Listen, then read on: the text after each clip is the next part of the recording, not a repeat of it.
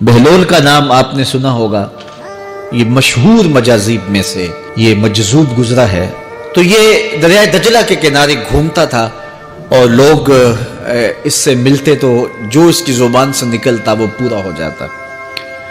تو ایک دن دریائے دجلہ کے کنارے یہ گھوم رہا تھا کہ ہارون رشید اپنے مکان کی، اپنے محل کی چھت پہ ٹہلتے ٹہلتے بہلول کو دیکھتا ہے، تو خادموں کو کہا کہ ذرا اسے میرے پاس حاضر کرو۔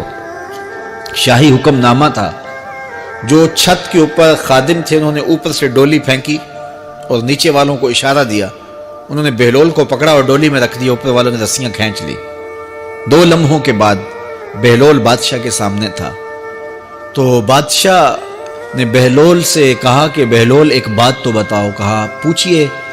کہا آپ خدا تک کیسے پہنچے ہو؟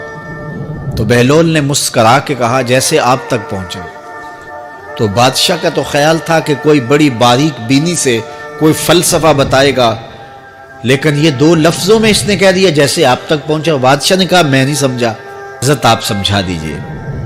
تو بہلول نے کہا کہ حضرت میں خود آنا چاہتا تو دیوان خانے میں جاتا، درخواست لکھ کے لے جاتا، پھر جمع ہوتی، پھر کئی واسطوں سے ہوتے ہوئے آپ تک پہنچتی۔ آپ پھر مجھے وقت دیتے ملاقات کا، 6 ماہ بعد، سال بعد۔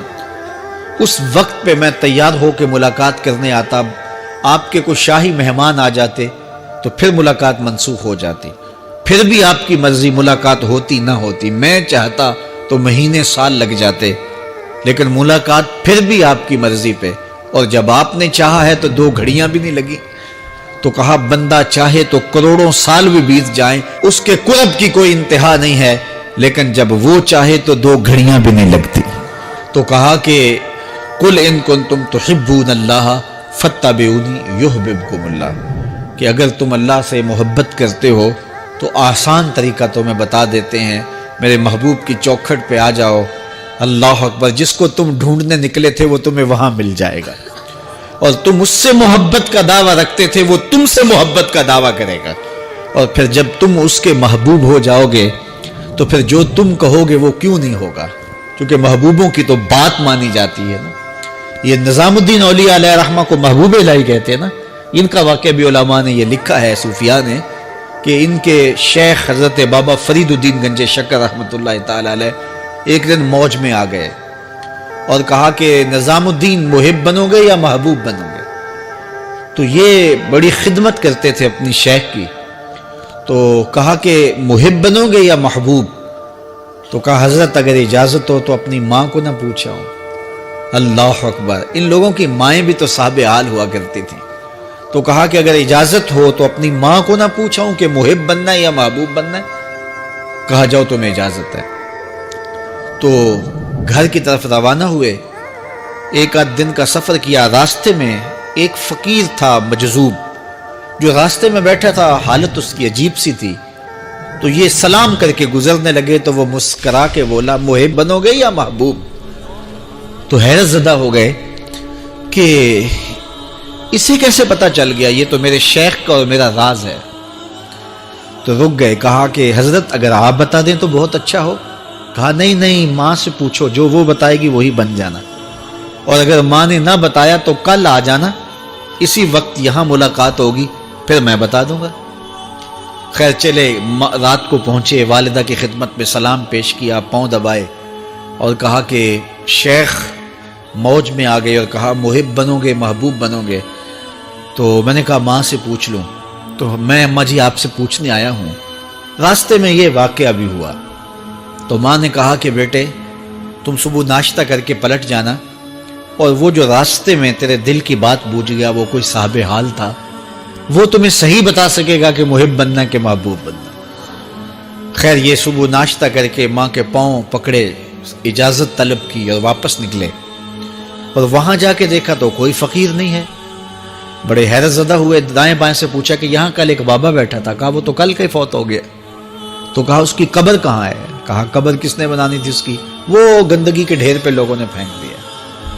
دل میں بڑے حیرت زدہ ہوئے، اتنا باکمال تھا، لیکن اپنی حالت یہ، خیر وہاں چلے گئے اور جا کے کھڑے ہو کے پوچھنے لگے بندہ خدا دل کی باتیں بوجھتا تھا، اور میرے ساتھ وعدہ کیا تھا کہ اگر ماں نے نہ بتایا تو کل آنا، اور اپنا پتہ ہی نہیں تھا کہ کیا ہونے والا ہے۔ یہ بات کہی تو بابا اٹھ کے بیٹھ گیا۔ عرش فرش تے بانگا ملیاں تے مکے پہ گیا شور، بلے شاہ سا مرنا ناہی تے گور پیا کوئی ہور۔ ہاں اٹھ کے بیٹھ گیا اور کہا کہ نظام الدین، محبوب بننا، محب نہ بننا۔ محبوں کا یہ حال ہوتا ہے، نہ کفن ملتا ہے نہ دفن ملتا ہے۔ محبوب بنو گے تمہاری قبر پہ بھی میلے لگیں گے۔ فَاتَّبِعُونِي يُحْبِبْكُمُ اللَّهُ، اگر حضور کی اطاعت کرو گے، حضور کی فرما برداری کرو گے تو تم محبوب بن جاؤ گے۔ جب کوئی حضور کا ہو جاتا ہے تو رب اس کو اپنا محبوب بنا لیتا ہے۔ تو حضور کی محبت خدا کی محبوبیت کا ذریعہ ہے۔ اور حضور کے صحابہ کی زندگیاں دیکھیے کہ انہوں نے حضور علیہ الصلوۃ والسلام کے ساتھ کیسے پیار کیا، حضور کی محبت میں اپنی عادتوں کو بدل دیا۔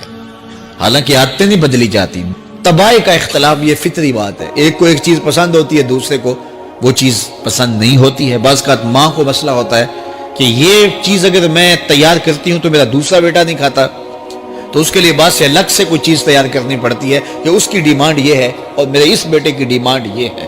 لیکن صحابہ کی زندگیاں دیکھیے، انہوں نے اپنی طبیعتیں بھی حضور کی طبیعت کے سانچے میں ڈھال دی۔ حضرت انس بن مالک کو کسی نے دیکھا کہ وہ شوربے سے کدو کے ٹکڑے نکال کے کھا رہے ہیں، تو کہا یہ کیا کر رہے ہو؟ کہا میں نے ایک دن حضور کو یوں کرتے ہوئے دیکھا تھا۔